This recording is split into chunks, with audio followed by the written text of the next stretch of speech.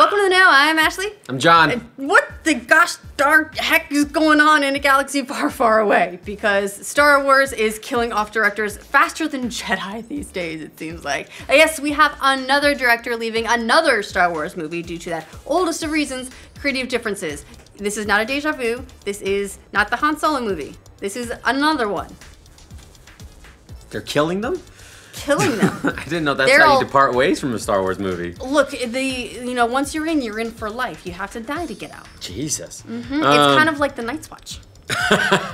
So, Lucasfilm, they announced that Colin Trevorrow is out as director of Star Wars Episode 9, making him the second director to recently get canned from a Star Wars movie. You might remember that the directing team of Phil Lord and Chris Miller were fired from the Han Solo standalone movie earlier this summer and were replaced with Ron Howard. Now, Trevorrow's departure is another sign that might not be well with the Force. Well, the new batch of Star Wars movies have been so far pretty well received. They're not up there with, Empire or anything like that, but they're decent. Director changes are generally not a great sign of stability. DCEU, anyone? Okay, so what happened with Colin Trevorrow? It's been rumored for a while that he might be in trouble as the Episode 9 director, dating back to June when his thriller, The Book of Henry, was a box office and critical bomb. That caused some fans to question his involvement in Episode 9. Sure, well, you can imagine Disney getting a little bit nervous about it if it's both box office bomb and critical bomb. That's not a great combination. DCEU, you can just be a critical bomb as long as you make money. Right. Suicide Squad? Yeah. Hey, it won an Oscar. Yeah.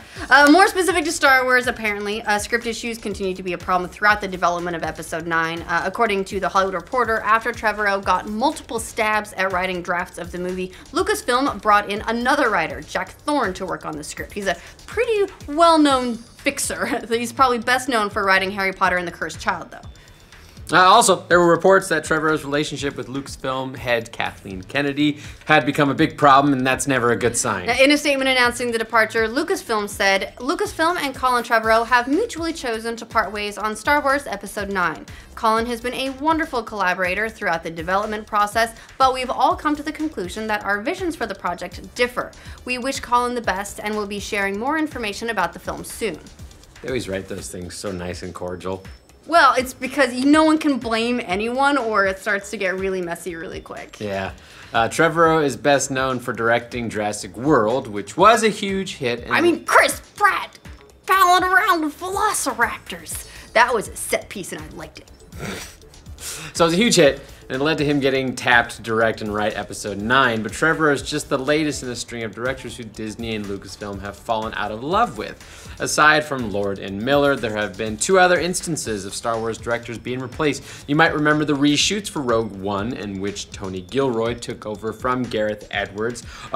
And Josh Trank, who directed Chronicle, was set to direct a standalone Star Wars movie which was rumored to involve Boba Fett, but he and Lucasfilm also parted ways. Although all hope is not lost for a Boba Fett standalone. Everyone is still talking about one of those. I think we'll get one. Yeah, probably. All of this turnover has led some to wonder if maybe the Star Wars franchise is in a little bit of trouble behind the scenes. After all, we've seen lots of director changes in another big property, the DC Extended Universe, so fans can be forgiven for being a little bit worried because a lot of the director changes and shifts that have been happening in that cinematic universe haven't led to a particularly strong, cohesive product. In fairness, though, Marvel's axed directors too. We saw Patty Jenkins exit from Thor 2. Edgar Wright left Ant-Man, both over creative differences. The Ringer's Sean Fennessy said he's not too concerned about Star Wars, though. He wrote, "Micromanagement is at the very heart of Star Wars lore. George Lucas's insistence on his style of storytelling and his gobbledygook dialogue codified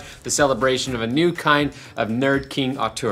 Kathleen Kennedy has taken those lessons to a higher, corporately engaged level. This is not an art project, it is a global business." Well, he's right. Star Wars isn't just a bunch of movies and toys. This is a huge corporation. And it could be that Disney and Lucasfilm are more interested in playing Episode 9 safe than, swinging for the fences, directorially speaking, and taking a whole bunch of weird, crazy risks.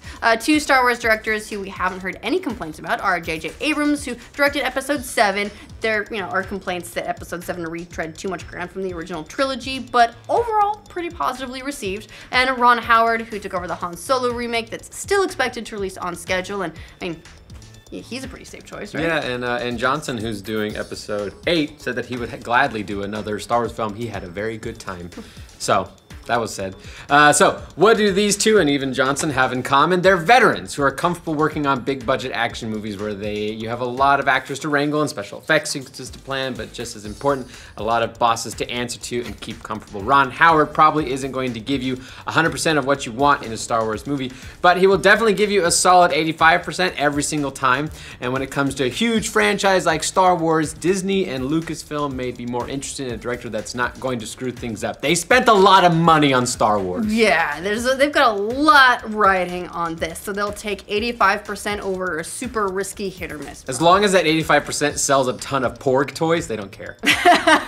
As Gizmodo put it, Trevorrow is a solid filmmaker, but isn't a sure thing. When a company is in the business of making $1 billion per film or bust, dependable is better than risky. The exception, though, when it comes to up-and-coming young directors, is Rian Johnson, who directed Episode 8 in Lucasfilm and Disney. Both appear to be huge fans of his work. Not surprisingly, both Johnson and Abrams have been mentioned as replacements for Trevorrow, and if history is any indicator, Disney will be announcing the new director very soon. After all, if it's going to release in 2019, someone needs to get working on it because it's a lot to do. Yeah, and if that's the case and they are essentially losing a little bit of ground, it is a much safer choice for them to go with someone they've already worked with, someone who they don't need to retread, do a lot of relearning. Rian Johnson, J.J. Abrams, both solid choices. But what do you guys think of Colin Trevorrow getting fired from Star Wars Episode 9? Or, well, maybe fired's not the wrong word, but definitely creative differences, departure, which is probably kind of fired. He got asked to leave.